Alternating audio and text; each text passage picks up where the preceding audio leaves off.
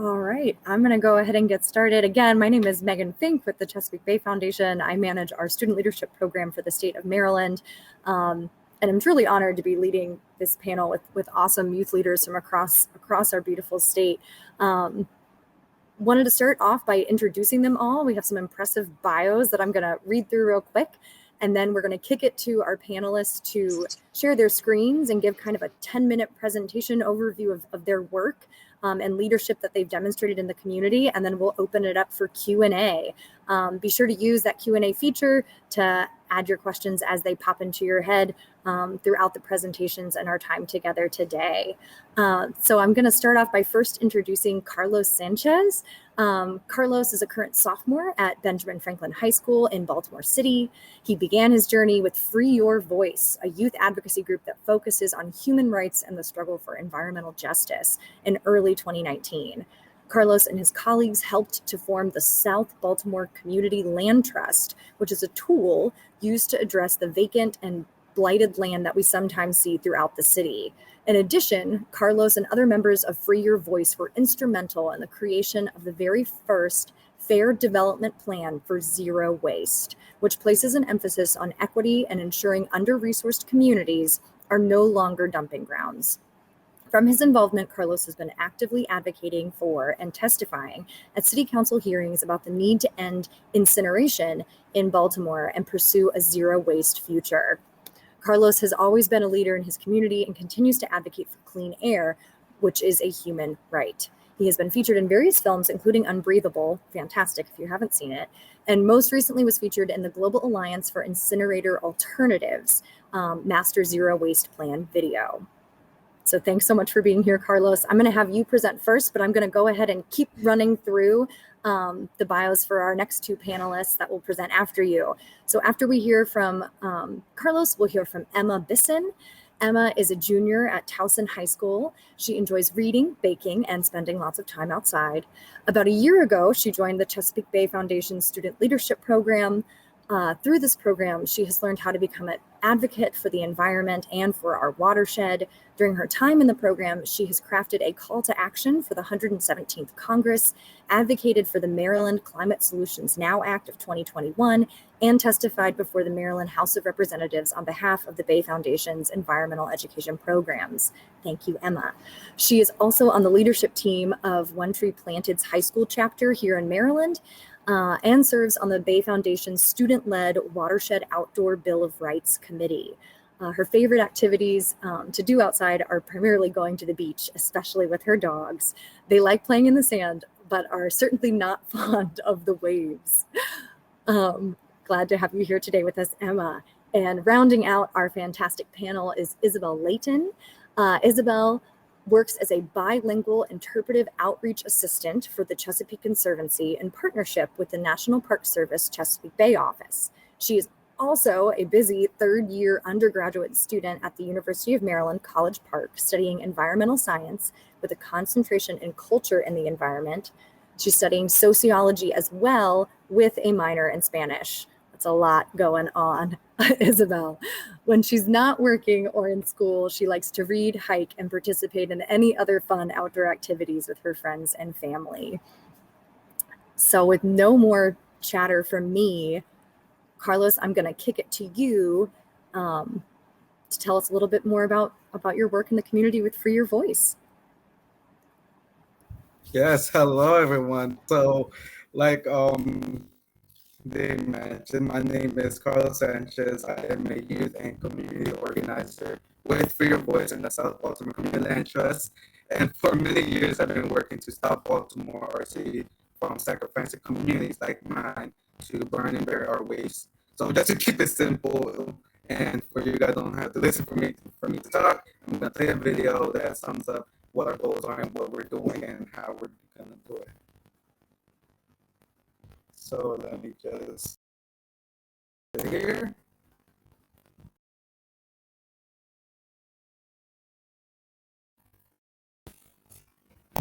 Great. So that was our video.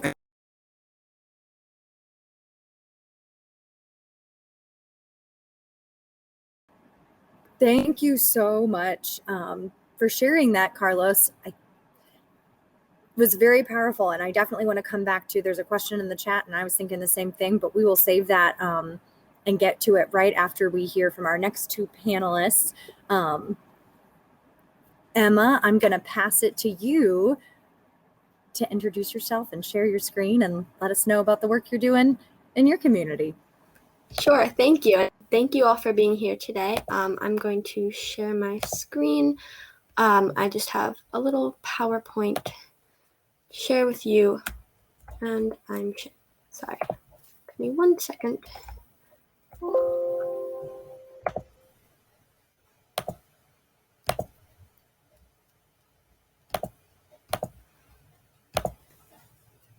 Okay, but as I've already been introduced, hi, my name is Emma Bisson, and I'm just going to talk a little bit about what I would like to call leaving footprints in the sand, or leaving some impact, on the environment in your world, regardless of how long-lasting those footprints are, or how large or small they are.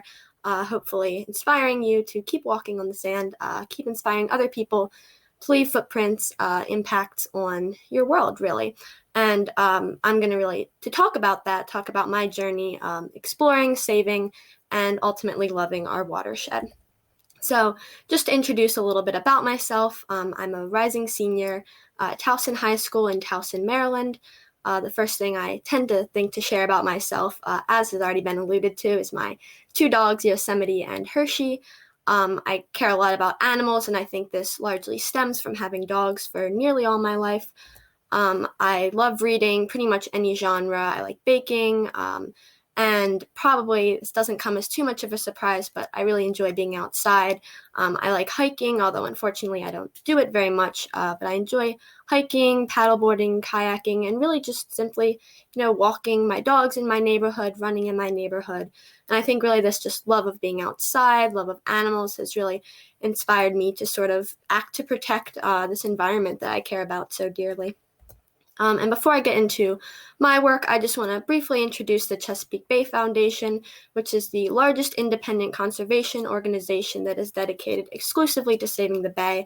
It also protects all the people, all the plants, all the animals that call the Chesapeake Bay watershed home. And very appropriately, their motto is Save the Bay. And where I come into all of this is the Chesapeake Bay Student Leadership Program. So this is a program for high school students in Maryland, Pennsylvania, and Virginia. I joined a little over a year ago, and through this program, I've participated in leadership confluences, summer expeditions, and monthly meetings, all of which have really helped me to develop an understanding not of environmentalism as sort of an isolated concept, but really as to how it relates to justice and inequality, legislation, policy, even economics, and even the history of our watershed. And I think that has really been important in expanding my understanding of the environment. And another main thing that I've learned through this program is not just about these things, but really how to act, because I think that first and foremost, this program is really a network of passionate students who support and encourage one another, and they really inspire change, not just in our environment, but in our world. And my main work to do that has been with the Watershed Outdoor Bill of Rights. I'm one student leader of about a dozen or so that have worked on this document that is really a compilation of environmental rights that we believe that everyone within the Chesapeake Bay watershed is entitled to. It's really meant to be a tool to empower individuals and communities. So for instance, green spaces, maybe you live in an urban area and you don't have green spaces or gardens near where you live, or maybe you do, but you don't feel safe going there. And I think that this document, it doesn't have any binding power, of course, but hopefully it can be a way to, remind people that their concerns about the environment are valid and that they should, feel that they can advocate for their rights, for their lives, and the improvement of their communities. And I'm not going to go too in depth to the process of our Watershed Outdoor Bill of Rights, but I do want to emphasize that it has been a process. It wasn't a document that we came up with one day and we left it like that and it was perfect. It's still not perfect. It probably won't ever be perfect, and it will continue to be edited and refined, really, because it is meant to be representative of everyone in the watershed. And, as our society develops and as, grows, I think that it will continue to edit to be as representative as possible of everyone. I also want to address that we did start with inspiration. Specifically, Baltimore City has a Children's Outdoor Bill of Rights, and I think this really inspired us to create a document that could encompass people of all ages and people across the entire watershed. Another main focus of our work with this has been presentations and outreach to the public. So, I spoke at the Lancaster Water Week presentation, and this was just another way to share our document with other people so that they can use it and that it can be a tool that is really serving its purpose and that people can utilize it to improve the environment where they live. And then for my work specifically, I've done a sapling project, which stands for Student Advocacy Action and Awareness Plan. It's something that a lot of student leaders do, and it is an independent project, essentially. But I hesitate to call it independent because it really has come with a lot of support from other student leaders, the student leadership coordinators, and even though it's spearheaded by, one individual, it's really a vision really led by a lot of different people. And for my project, I wanted to focus on milkweed and monarch butterflies. I did know that milkweed is the only food source for the monarch butterflies, and monarch butterfly populations have declined by 80% in the last 20 years. And really the reason why I was inspired to do this project was I planted a garden last spring with my dad in my backyard. And we planted a couple milkweed plants. And I was, I knew how important milkweed was, more or less, but I was still amazed to find several monarch butterfly caterpillars on those plants that we planted really only a couple months before. And I thought, if one family planting a couple plants could support several monarch butterflies, imagine what, a whole community could do.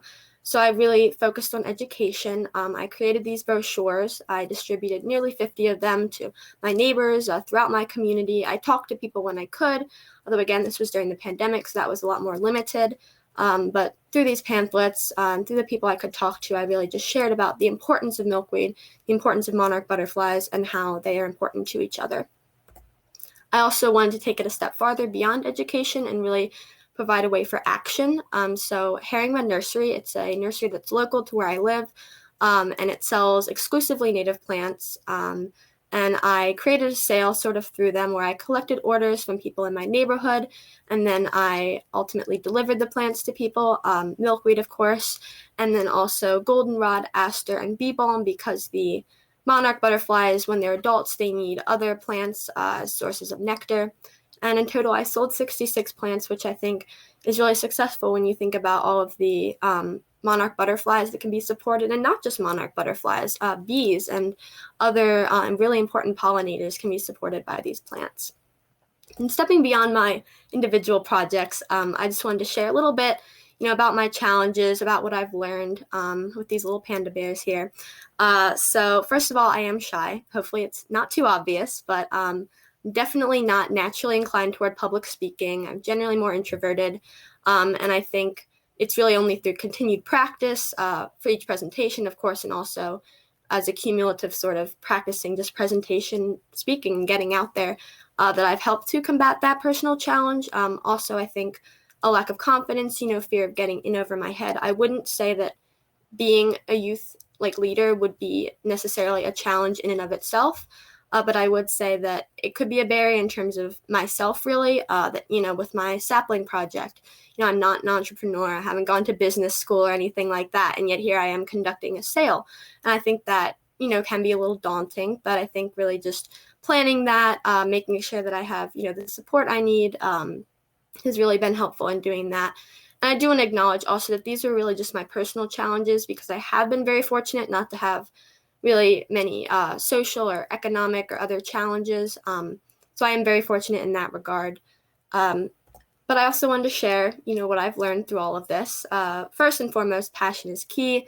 I'm sure all of you have had plenty of experience doing things that you're not really interested in doing, and it's pretty hard to be motivated and dedicated to do that.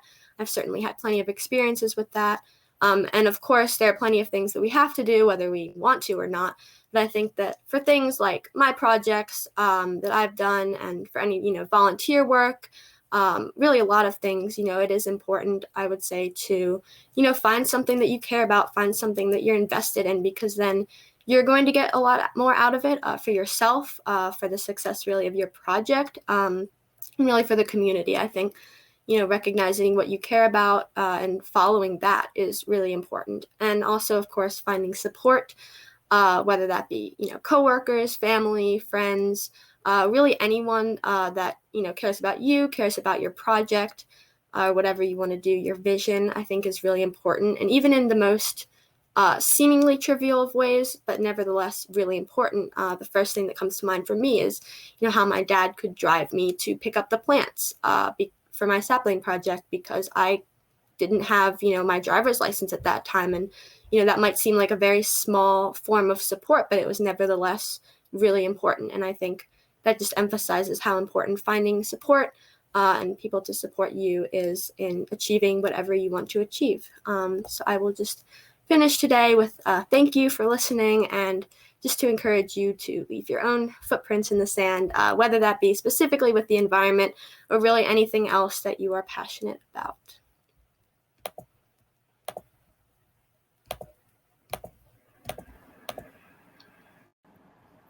Emma, thank you so much.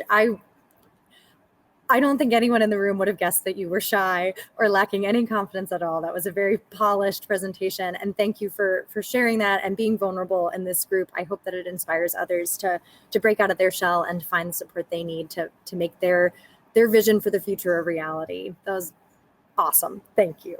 And we're going to close out our panel hearing from our friend Isabel Layton. So the PowerPoint up.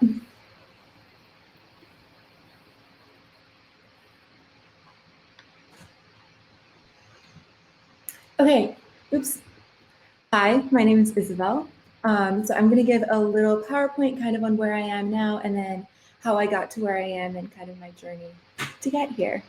So currently I am a bilingual Spanish interpretive outreach assistant with Chesapeake Conservancy in partnership with the National Park Service Chesapeake Bay office. This is my second summer here. I was here summer of 2020 and then I stayed on part-time throughout the school year to help prep for the summer, and now I'm here. I'm also a student at the University of Maryland, College Park, and I just finished my third year of 5. So a little bit about how I was when I was younger. Growing up, I was homeschooled, and this very much influenced, I think, the person I am now and kind of the way that I've learned to learn. So for example, we did a lot of stuff hands-on. For example, we would have skiing Wednesdays where in the winters we would go skiing on Wednesdays, and that would count as like our PE credit, which was a lot of fun. We also did with family and friends a lot of hiking, backpacking, canoeing, kayaking, kind of all outdoor sports. I also did Girl Scouts and spent a lot of time outdoors because of that. So that really started my love for the environment. I'm also a heritage speaker in Spanish. My mother grew up in Colombia, so I learned it alongside English. In high school, I spent a little bit less time outdoors and pursued other interests. However, we did still sometimes go on hikes or kayaking trips. I specifically remember I did a Girl Scout trip abroad. I was part of a travel troupe that went to a chalet in Switzerland. So we spent 3 weeks kind of traveling across Europe. And then for the final 10 days, we were in Switzerland where we did, I think it was rock rappelling and hiking. So again, very like outdoor centered.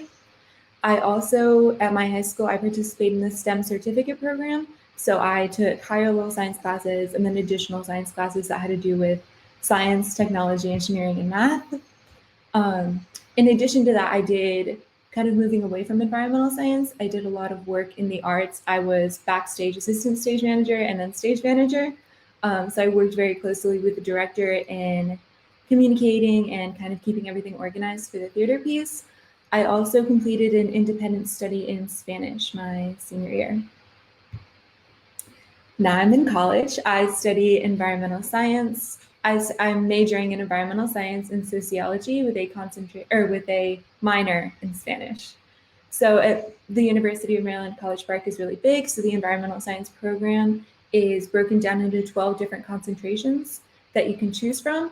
So right now my concentration is anthropology. However, I did go through a few before I settled on anthropology. I started off with a concentration in policy, and I decided that it was not for me. I did not have the passion that I thought I did for craft and regulation. I took a few policy and legislative like classes that focused on that and realized that it was not for me. Then the second concentration that I tried was in programming and GIS, and I found that that was less for me. I'm not a computer science person. I have never been, and I kind of had to come to terms with the fact that I never will be, and that's perfectly fine. The third concentration that I settled in and that I'm in right now is the anthropology one. I just finished my second semester officially in this concentration, and I absolutely love it. I really enjoy how it connects environmental science kind of as a theoretical field, or the science of it, to people and societies and cultures. That's what's really interesting to me about it. So I changed my concentration and my second major many times. Right now, my second major is sociology, and I think I'm going to stick with that as I graduate. But I definitely went through many different second majors before kind of settling on that. Everything from architecture to like dance to biochemistry. So I was really trying to figure out what I wanted to do. In addition to classes, I also work at the Office of Student Conduct and do work backstage at the theater. So what do I do now? I'm a bilingual Spanish interpretive outreach assistant, like I said before. A big part of this is crafting connections between the environmental field and Spanish-speaking communities. The way that this is done is by kind of confronting and then working around some of those language and cultural barriers. And actually this summer we are working on surveys to get more information about these communities and then how to engage with them and kind of how they engage with the parks, which is really cool. So I have learned many things, and I'm going to share a few with you. The most important thing I would say that I've learned is that there are so many different ways into this field. You don't need to have done all environmental focused activities and hobbies to have something to bring to this field. I've learned so much from even my time as stage manager that I feel like I can bring skills that I've learned there into the work that I do now. The second thing is that everyone has a place in this work, in this movement. For example, my mother can recognize different plants whenever we're on a hike or a walk outdoors, which is amazing. I, for the life of me, cannot. That's just not really my skill set. However, I can connect anthropology, the environmental field, and 21st century racism, which is just as valuable to bring to the table. So it's just kind of about figuring out like what skills you have and then how you can apply them to this field.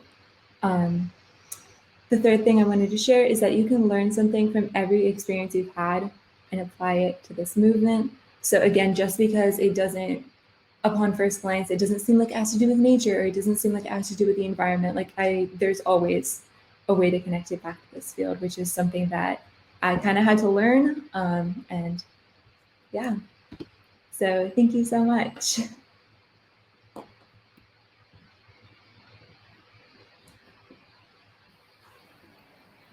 Thank you, Isabel, for sharing your journey into the environmental field with us and making sure that it's clear that this is an inclusive space that really needs people from all different perspectives and backgrounds and with different skill sets and knowledge for us to move forward successfully and accomplish our environmental health and justice goals. That was wonderful.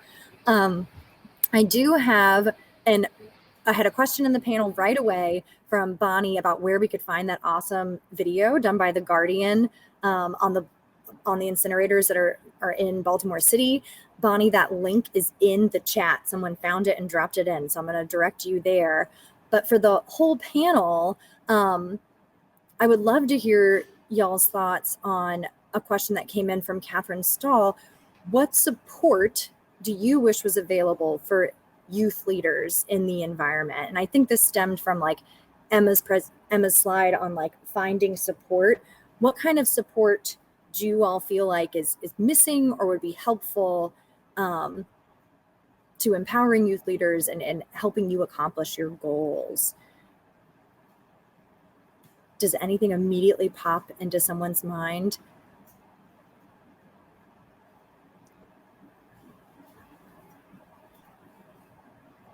What kind of support or support systems? Emma, yeah, go ahead.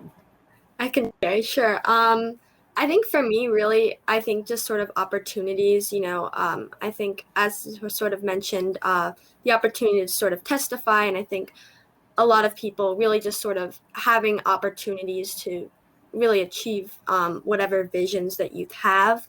I think also really just training almost like with leadership, like opportunities to learn really how to be a leader has been really important. I think in many ways, programs, a lot of volunteer opportunities, a lot of these programs really that all of us have sort of talked about, I think have provided great ways for people to really get out there, learn what they can do, how they can do it, and become environmental youth leaders.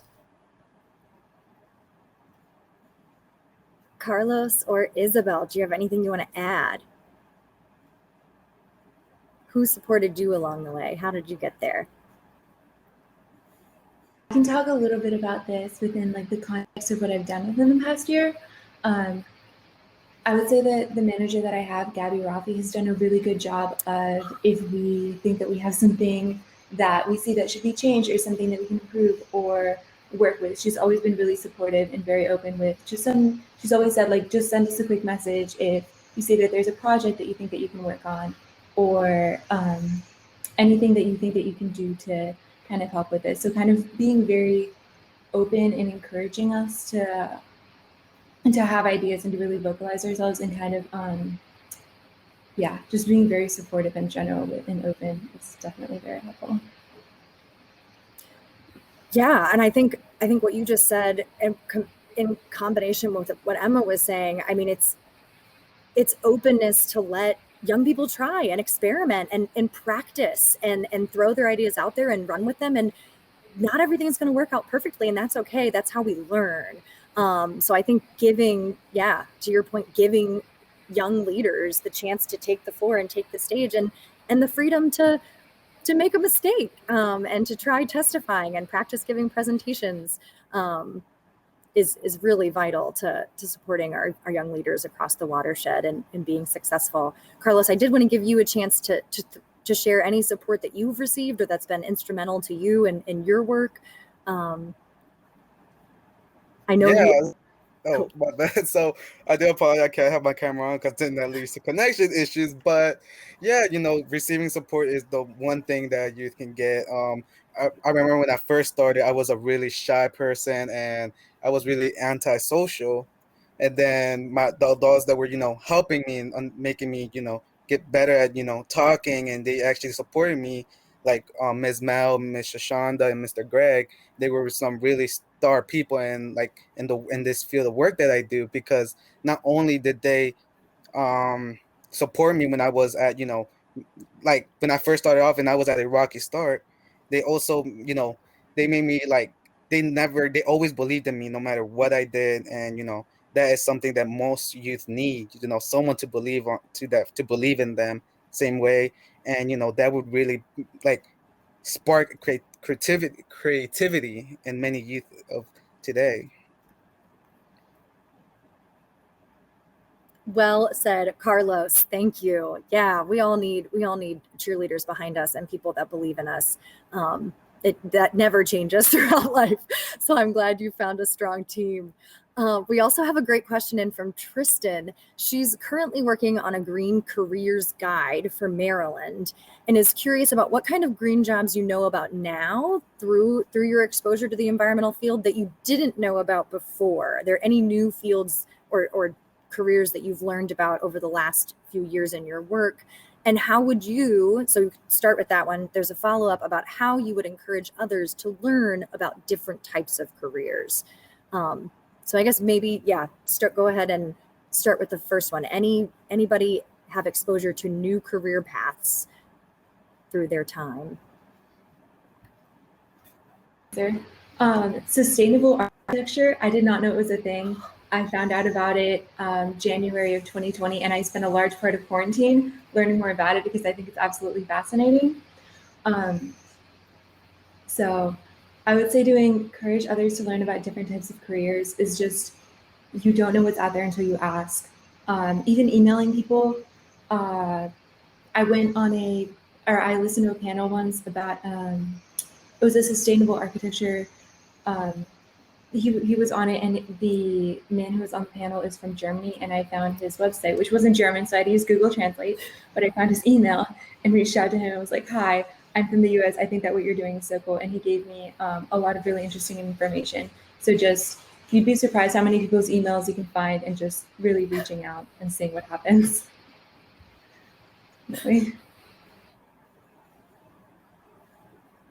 Oh yeah.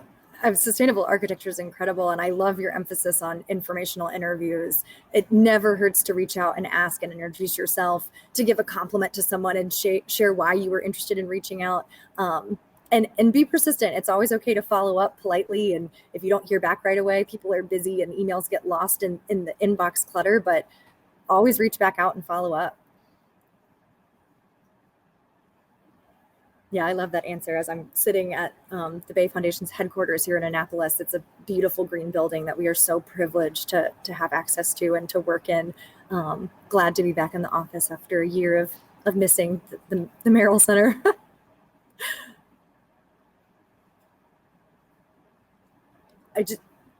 Not all three of you have to answer, everyone, but if Emma and Carlos, yep, Carlos, I saw you unmute. Go ahead.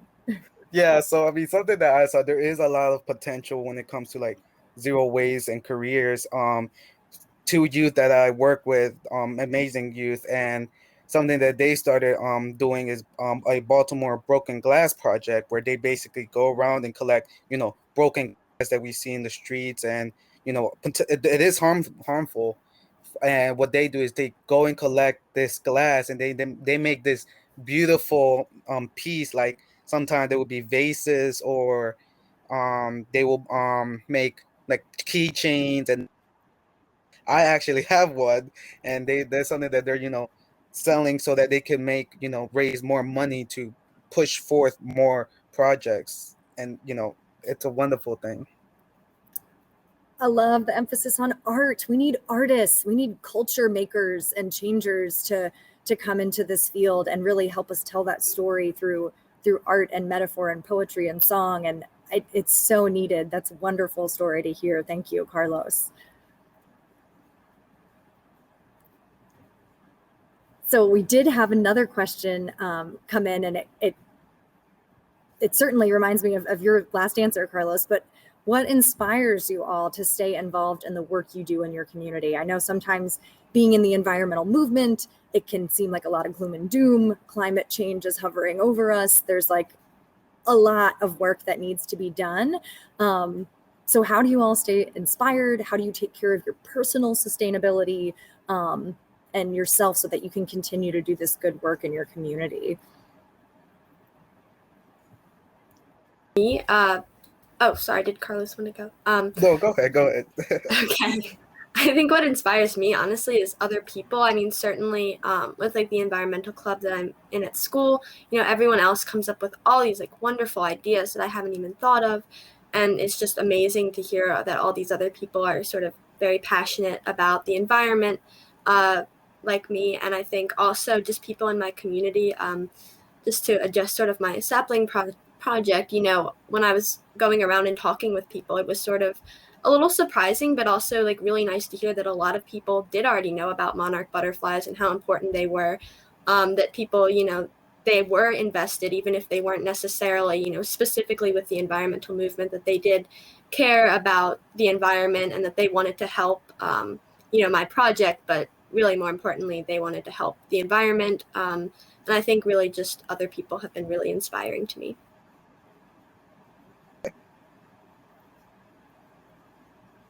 Yeah, so to piggyback on what Emma said, it is, other people do inspire you. And something that I was always told is like the work that you do, it might not seem like a lot, but it is important. No matter how big or how small it is, it's important, and people always look up to you. And I didn't really think about that until like later, when I was like, oh my God, like there's people that actually know me, and I see a bunch of people get involved as well now. And it's like, like, okay, we're getting this, we're getting it done, and we have to be able to push forward. Even whatever gets thrown at you, there's always a way to work around it. And you just got to think about that. You are inspiring people, and you just got to keep going.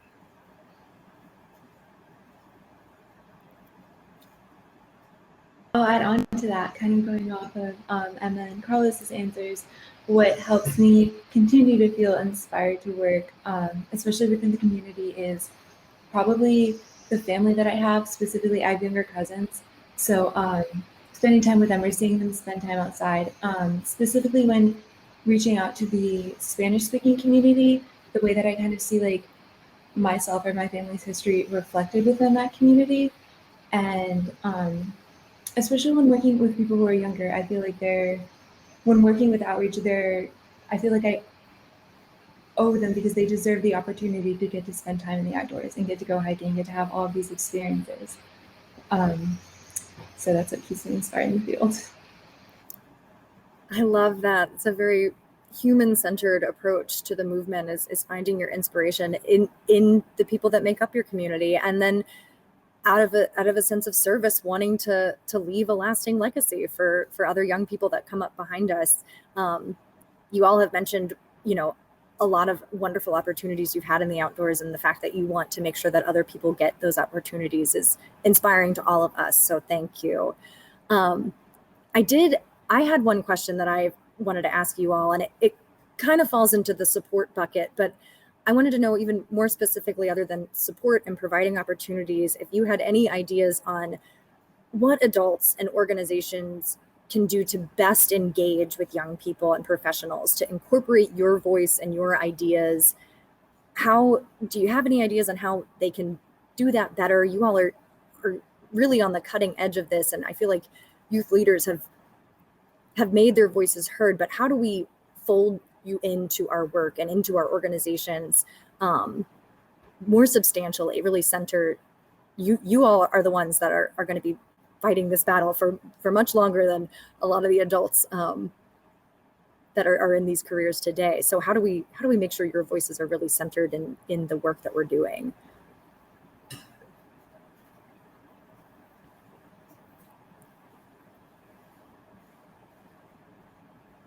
It's a big question. Carlos, take it away. Yeah, so I mean, I would say, like, youth really nowadays really want someone like they could connect to, right? Relate to. And so I feel like if we could open up more ways on, youth to be getting involved, and like, as in ways of, connecting with them and what they are passionate about, and show them that, if you can, if your passion leads to this, you will be able to find more opportunities and more ways, and discover more about yourself. Same way like I didn't know of the things that I could do until like now, when I started getting into the work that I do. Yeah, outreach is definitely vital, and we certainly, I've seen, I think, a big shift in the environmental movement to who we're targeting in outreach and who we're trying to have these conversations with, and youth should certainly be a big part of that. I also wanted to add, kind of going off of what Carlos said, once a connection has been made, really keeping them, or like, I don't want to say validating because that seems trivial, but I know that when I walk into a meeting, sometimes I become almost hyper aware that I'm still getting my undergraduate degree, or when I was in high school, that I was still in high school and that I'm speaking with people who have their masters, who have been in the field for very long. So I think just any effort that can be made just to kind of make us feel like we're included in the conversation can be really helpful. Yeah.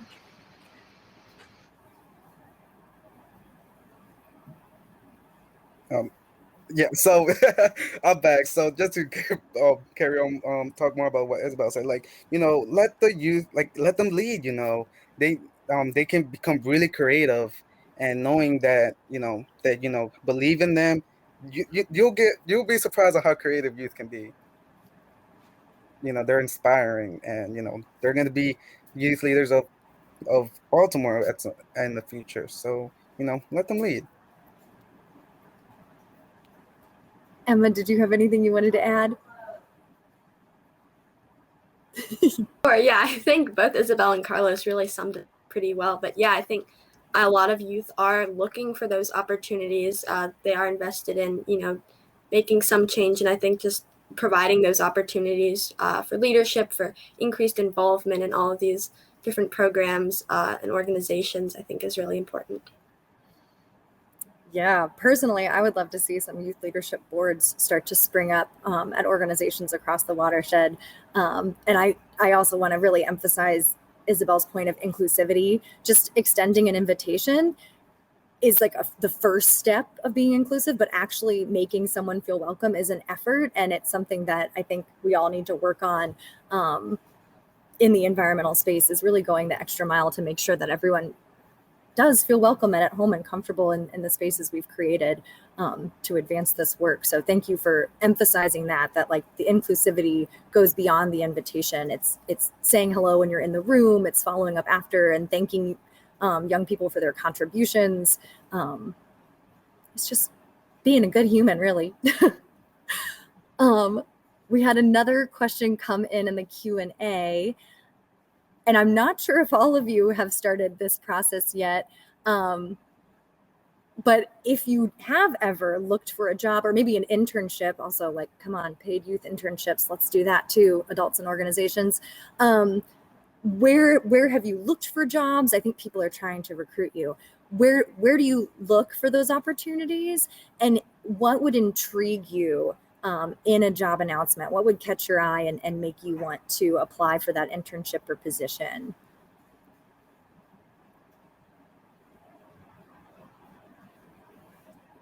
Start with this. So I haven't really gotten into the job search, but certainly for internships, I think like over the summer, that sort of comes to mind.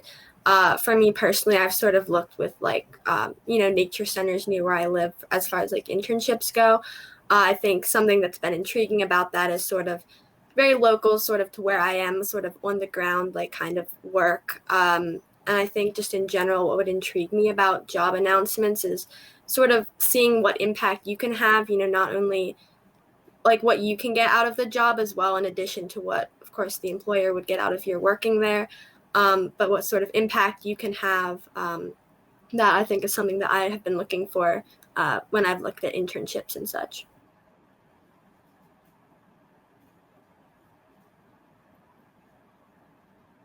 I completely agree. Going off of what Emma said, kind of the what work am I doing here? Like, what can I also get out of it, experience-wise, or just kind of what I feel like I can bring to it. And then looking for jobs, I did the same thing. That plus like Indeed. I got my senior year of high school. I got into the habit of I would find a company that I decided that I wanted to work for, and then I would email like whoever's email I could find, and be like, "Hi, here's my cover letter. Is there anything I can do to help your company?" Which definitely, you would be surprised how many people are open to that and will respond, which is really interesting.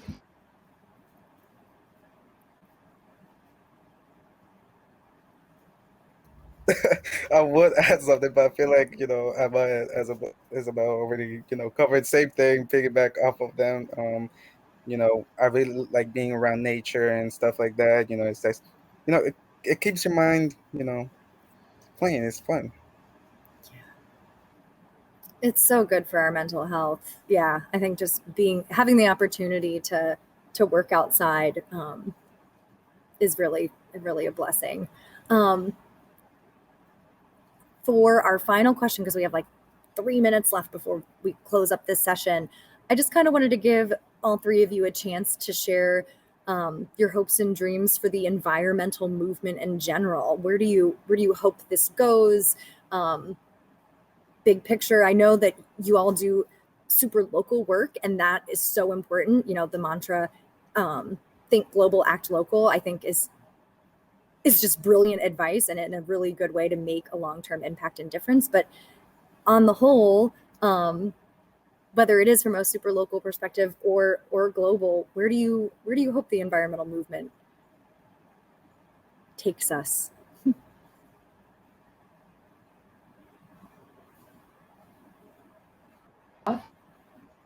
I think that the environmental movement is also kind of working towards being more inclusive. I hope to continue that, especially with reaching out to people with different cultures or cultural practices. I think that there are so many people, and again, kind of what I mentioned in my PowerPoint, that there are so many things that can be brought to this field, and sometimes you don't know what they are.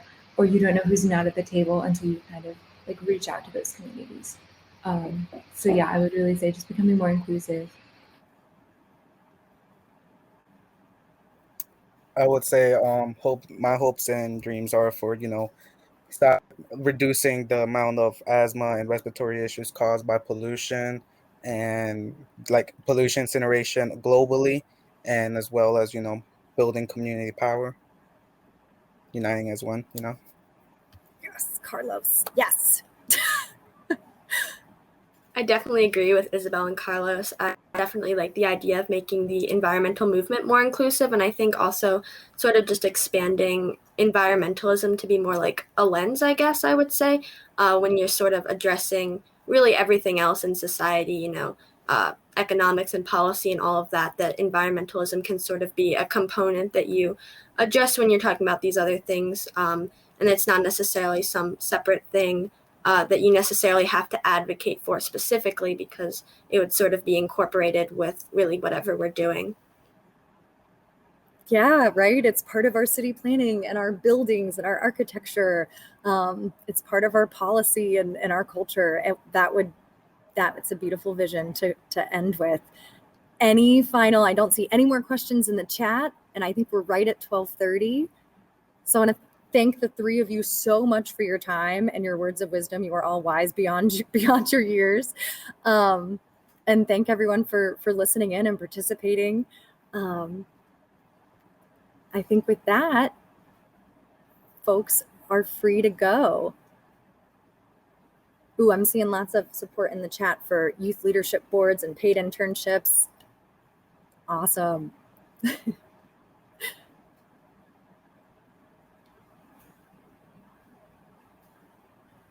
Thank you, everybody. Curtis, is this how we close it? Thank you all so much. And just on behalf of the Greater Baltimore Wilderness Coalition, thank you to all the panelists. Thank you, Megan, for moderating this session. And thank you to all the participants today, just for spending time with us. And we look forward to your continued engagement in Nature City Forum over the next day. So thank you all.